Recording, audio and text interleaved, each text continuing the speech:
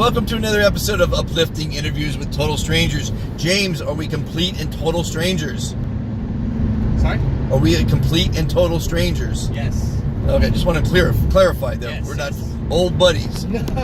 Complete and total strangers picked me up from the airport in town for a wedding, and That's fantastic. Fucking Tastic so far. That's great.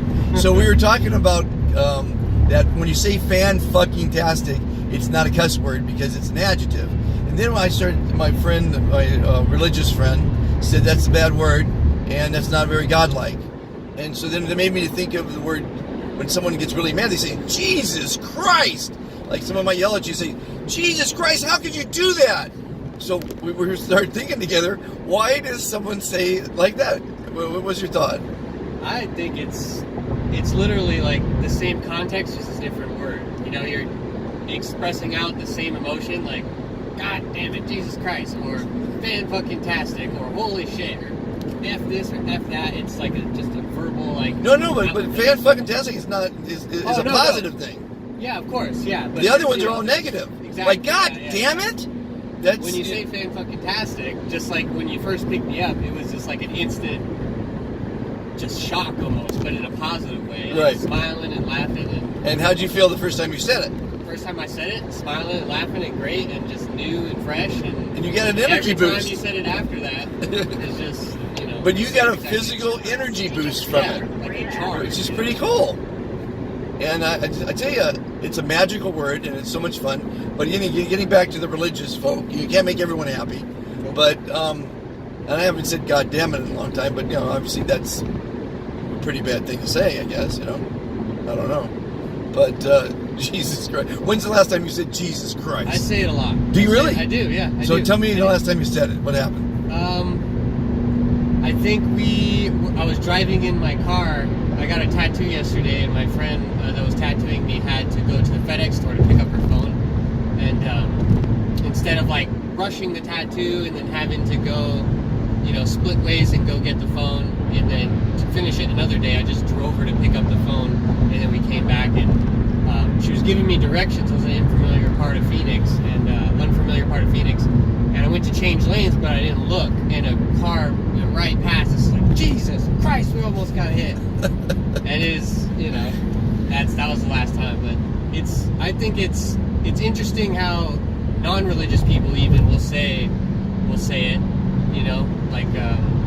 Well, here's the funny thing about thing that's kind of in all of us, like, oh, gosh darn it, or God damn it, or Jesus Christ. Well, you know. it's funny too because I don't have a religious bone in my body, but at times you'll say, God, please don't let that happen. Right? You'll pray to God, even though you don't believe in God, you never went to church, but something's happening, and you, please God, don't let that happen. Yeah, it's almost like a social thing, you know, where it just. There was maybe you might recollect.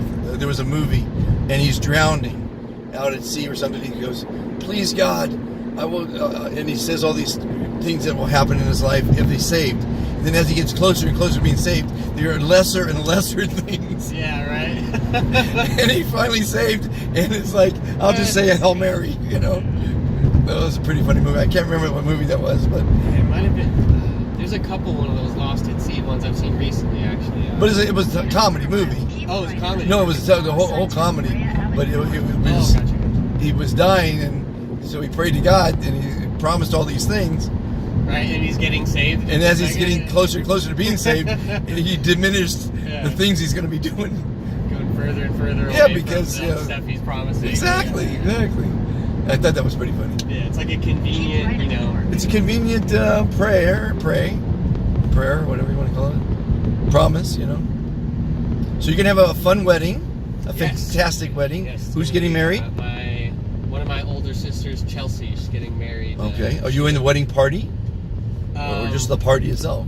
Well, I'm going to the wedding, and then after the wedding, there's a reception, and then this place called Sir Restaurant. I guess it's like really classy during the day, and then at night it turns into like a club. So we're doing like the formal wedding, and then the wedding reception, formal wedding reception, and then like a late night thing. No, but you're not in the wedding party, though, right? You're not the groomsmen or something like that. No. Okay. Well, this is a good way for you to experiment with the fantastic. Yeah, it's going to be in a room full of, you know, different, you know, the the new extended family. So I'll be throwing the fantastic. Because you can't make a first impression a second time. Exactly, it'll be perfect. Now there's a hey, guy. How are you today? How was your flight? Exactly. I know I'm gonna get that question. Right. All day. How was your flight? How was this? How was the drive? It's Fuckin Tastic. Right. And then. That's great. So now I met a guy, one of my interviewers, Daniel. He works for Oracle, and he got in the car and he heard the Fantastic movement, and he said, my whole life I've been up and positive, always great, and I never found a better word than great. And then he discovered Fantastic, and he went nuts. It was my last ride, and I turned off the machine because I didn't want to work anymore, and these guys were cool, and they invited me for a beer. So we went inside the wine bodega bar, and he's going up to all the girls going, how are you? And they go, oh, we're good. How would you like to be fantastic? And he's like, he grabbed a bunch of my cards, and he's making everybody fantastic.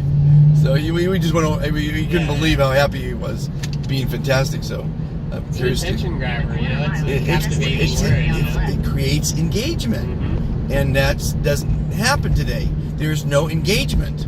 Everyone says good, and they're on their way. Yeah. How are you? I'm good. Yeah, okay. Good. That's with that. Looking down the whole ride. It's a rhetorical, stupid question that somebody came up with, and someone came up with the answer. You'll say, instead of saying hello, say how are you. They'll say good, and then you've got a greeting down. It's ridiculous. Over here.